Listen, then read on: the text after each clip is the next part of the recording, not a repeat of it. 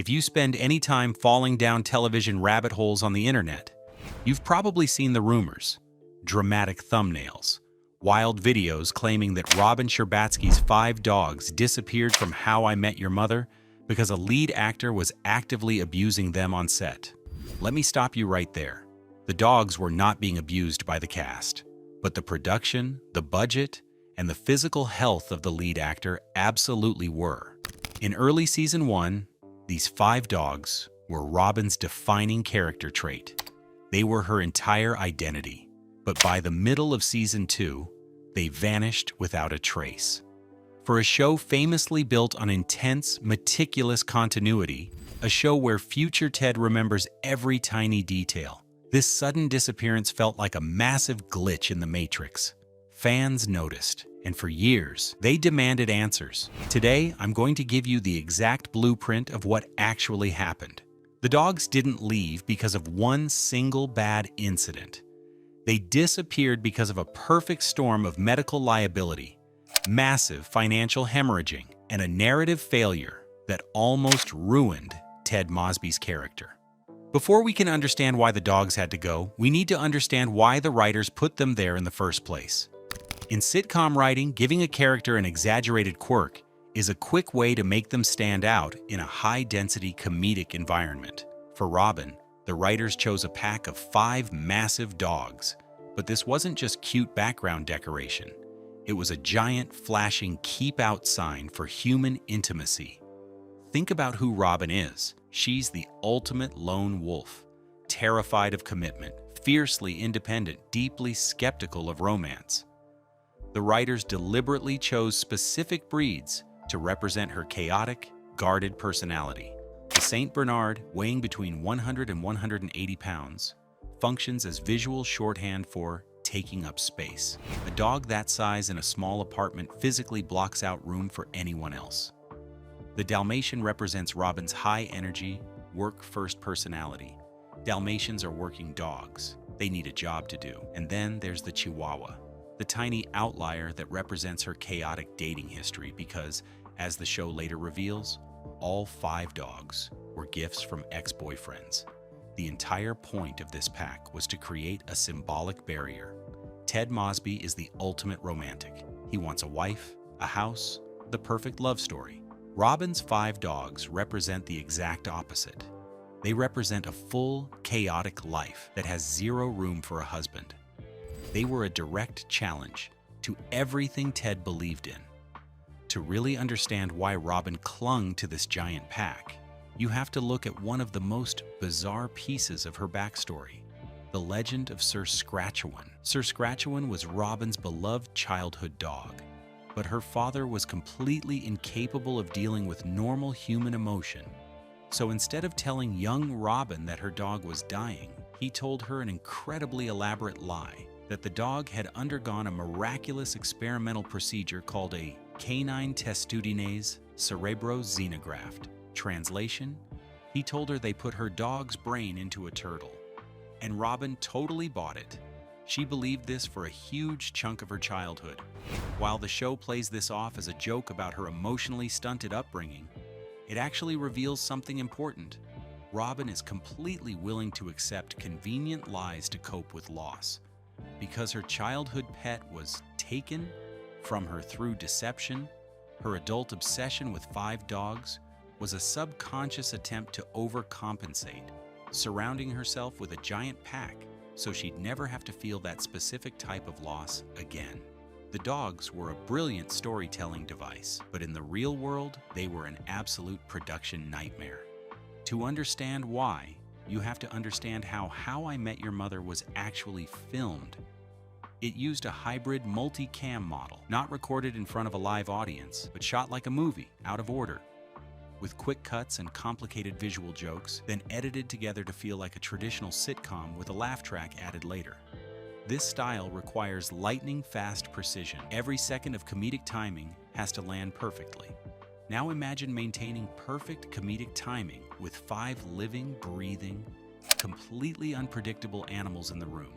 Every time a dog barked at the wrong moment, missed its mark on the floor, or wandered out of frame, the entire cast, and crew had to stop for an animal reset. For a 22-minute show with jokes packed into every scene, this dead air was a total productivity killer. And then there was the money. Based on industry standards at the time, the daily rental rate for a trained animal actor ran several $100s per dog.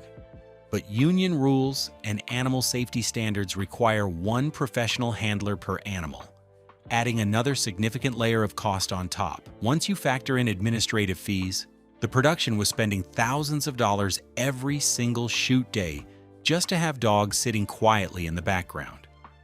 In 2005 and 2006, How I Met Your Mother was not the massive global juggernaut it eventually became. It was a young show fighting to survive on a major network. Sitcoms operate on razor-thin margins.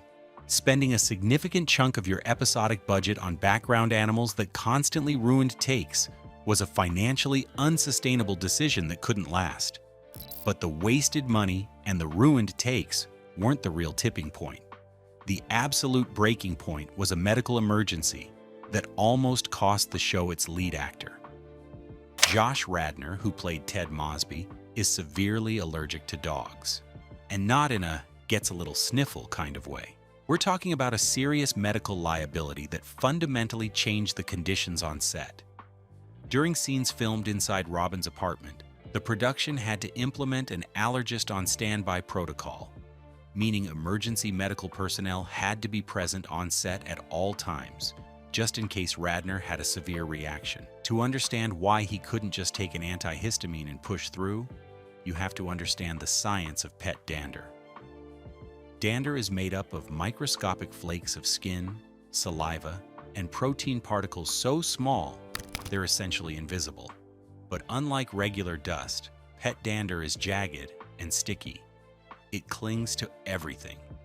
When you put 5 dogs onto an enclosed soundstage with recirculated air, that dander saturates the environment. It sticks to couch cushions, rugs, and the costumes of every actor on set. Even when the dogs were locked in their cages off set, the apartment set remained coated in an invisible layer of allergens that persisted for months. Radnor was facing a localized environmental hazard. His body was having severe asthma-like responses. It became a genuine workplace safety issue. You simply cannot force an employee to work in an environment that is shutting down their respiratory system. He was the star of the show, and he was being physically incapacitated by a secondary character's quirky background trait. The dogs had to go, or the show was going to lose its leading man. So the writers were completely backed into a corner, a financial disaster and a medical emergency simultaneously. They had to write the dogs out immediately, but the way they chose to do it created its own controversy. In Season 2, Episode 16, titled Stuff, Ted and Robin get into a huge fight. Robin demands that Ted throw out everything in his apartment given to him by ex-girlfriends. Ted discovers that Robin's 5 dogs were all gifts from her exes and fires back with a brutal ultimatum. She has to get rid of the dogs. Fans hated this, and honestly, they were right to. Throughout the entire series, Ted is established as the ultimate romantic, sensitive, generous, a lover of grand gestures. The idea that this version of Ted would act like a petty, jealous boyfriend and force a woman to abandon 5 living creatures felt fundamentally wrong to the audience. But this is what you might call the writer's shield maneuver. The writers intentionally sacrificed Ted's likability to protect the reality of what was happening behind the scenes. It was far easier for them to make Ted look like a villain for one episode than to break the fourth wall and explain that their lead actor was going into anaphylactic shock between takes. They used Ted as a human shield to absorb the audience's frustration. And the actual exit for the dogs, the oldest cliche in television, they were sent to live on a farm in upstate New York with Robin's lesbian aunt. The exact same line your parents gave you when your childhood hamster disappeared. It was clunky, it was lazy, and fans saw right through it. What makes the whole situation darker is that when you actually look at the math of Robin's life, she was running a genuinely difficult situation for those animals. Robin lived in a 1-bedroom, walk-up apartment in Park Slope, Brooklyn. Generous estimates put that at around 600 to 800 square feet. A St. Bernard alone needs roughly 15 to 20 square feet just to lie down comfortably. Add a hyperactive Dalmatian, a Golden Retriever mix, a Terrier, and a Chihuahua, and you're running out of usable floor space entirely. But the spatial problem is nothing compared to the schedule conflict. Robin worked vampire shifts at Metro News 1, meaning she had to be at the studio by 4 a.m. And yet the entire premise of the show is that the main cast spends almost every night drinking at McLaren's pub until 1 a.m. If she's at the bar until 1 and at work by 4, when exactly are these dogs being walked? A Dalmatian needs close to 2 hours of running every single day just to prevent it from destroying your furniture. And Robin is never once shown hiring a dog walker. This leads to the most uncomfortable fan argument. Robin wasn't really a dog lover. She was an emotional hoarder, using living animals as a psychological barrier against vulnerability, while leaving them alone and unstimulated for 12 to 14 hours a day. Framed that way, Ted forcing her to give them up starts to look less like cruelty and more like an accidental rescue. Once the dogs were gone, the writers had a new problem. They just erased Robin's biggest defining quirk and needed to replace it fast. This is when the identity pivot happened. Almost immediately after the dogs vanished, Robin hardened. The writers replaced the pack with a new set of obsessions: the gun range, expensive scotch, thick cigars, the cynical world-traveling journalist persona that fans recognize and love today.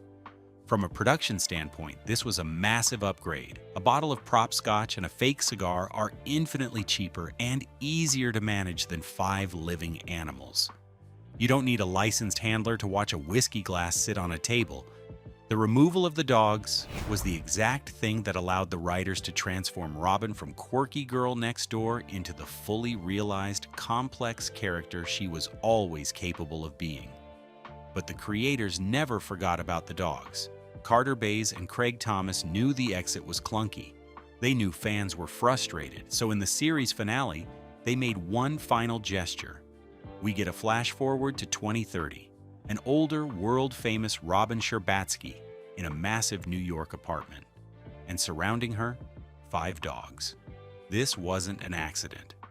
Bringing the dogs back for the very last frame of her story was a deliberate, symbolic callback from the creators, a quiet acknowledgement that they knew what they'd done in Season 2, and that they hadn't forgotten who she really was. In 2030, Robin has everything she didn't have before: space, wealth, time, and presumably a full staff to help her manage her life. She can finally care for a pack of animals the way they deserve. It brings the show completely full circle, mirroring the pilot and proving that despite the world travels, the failed marriage to Barney, and the endless drama with Ted, the core of her character never changed. She was always the lone wolf who found more peace in the chaotic company of animals than in any traditional relationship. The show made a promise about who she was in its very first episode. It just took until the very last frame to keep it. There's a famous television trope called Chuck Cunningham syndrome, named after the older brother on Happy Days who walked upstairs one episode and was never mentioned again. Shows delete major elements all the time when they realize they aren't working. The Brady Bunch quietly removed their dog, Tiger, after the first season. The Simpsons famously mocked the trope by having Poochie die on the way back to his home planet. How I Met Your Mother tried to do the same thing, sweeping Robin's dogs under the rug of an upstate New York farm. And for years, it felt like exactly that, a quiet erasure. But the full picture is more complicated than a simple production mistake. The dogs were a genuinely brilliant writing choice that gave a brand new character immediate psychological depth. They were also fundamentally incompatible with the reality of making a fast-paced network sitcom. Too expensive, too unpredictable, and ultimately too dangerous for the man whose face was on every promotional poster.